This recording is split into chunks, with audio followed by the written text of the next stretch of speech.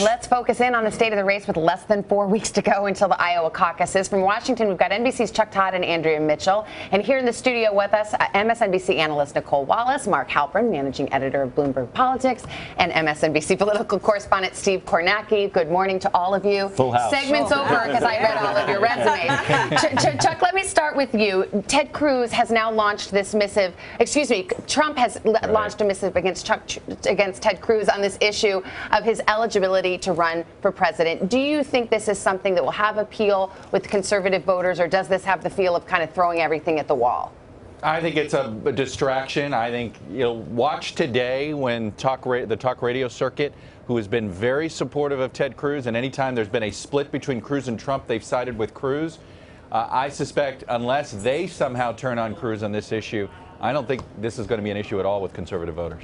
Nicolle, let me turn to you. Where's Mitt Romney? When is he going to endorse a candidate in this race, and how important would that endorsement be? I actually think he's wise to stay quiet because the age of the arbiter or the referee in Republican politics is long gone. John McCain is another figure in the Republican Party. He used to be able to throw a flag and call this or that inbounds or out of bounds. But the reason I think people like that have stayed quiet is that the Republican base is so disdainful of the whole notion of any sort of establishment figure coming in and giving them any sort of guidance. So if he were to jump behind Chris Christie or Marco Rubio, you don't think it would make any difference at all? Not only do I not think it would help them, I think there is the possibility that it could hurt them. Well, that leads me right to the question with Steve Kornacki, which is where is this vaunted Republican establishment that used to be the heavyweights and could call balls and strikes? I mean, where are they? Is this campaign going to be the end of what we call the Republican establishment?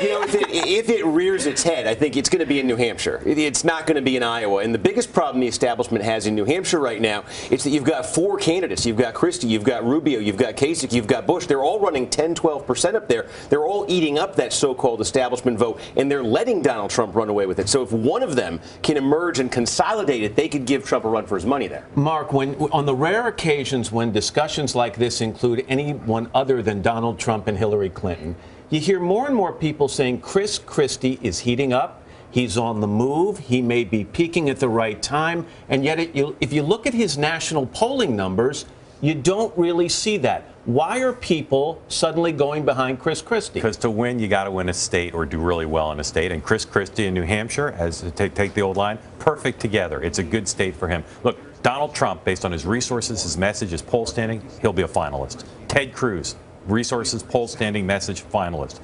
Mitt Romney, Paul Ryan, they're not going to create another finalist. You got to create it yourself if you're Jeb Bush or or Chris Christie or Marco Rubio. Christie looks like a guy who can create this for himself right now because he's got a message and he's swagger. You agree? In New Hampshire, yeah, I could see him emerging there. I think he's making more moves outside of New Hampshire than have been detected on a wide scale. He's made some good moves in Iowa. He drove over the holidays from O'Hare into Iowa to do an event. And he has some support there. There are some national security voters in Iowa who care a whole lot about toughness and fighting terrorism. You look at the world is on fire. He could finish third in Iowa, and then you could see people like Mitt Romney and others say, this is our one guy from our establishment lane. We're going to get behind him. But I agree with Nicolle. That might not help him all that much. I want to get Andrea into this conversation. Let's talk about the Bill Clinton factor, Andrea. I mean, he's obviously incredibly popular with Democratic voters, and yet we've seen this wound open up that Donald Trump has driven right through in terms of the negatives of Bill Clinton. Is he a net positive or a net negative when you factor all of that in? I think given his overwhelming popularity in every poll, especially with the general electorate, I think it is a net positive. He's obviously really a lightning rod in Republican primaries, and that's why you're hearing Donald Trump and all the others going after him. So it's a great issue in Republican primaries, but in the general election, I think he's a net positive as long as he goes along with the guidance. You could see when we were with him the other day in Nashua, in New Hampshire, he really wanted to respond to Trump, but then, bit his tongue and pulled back.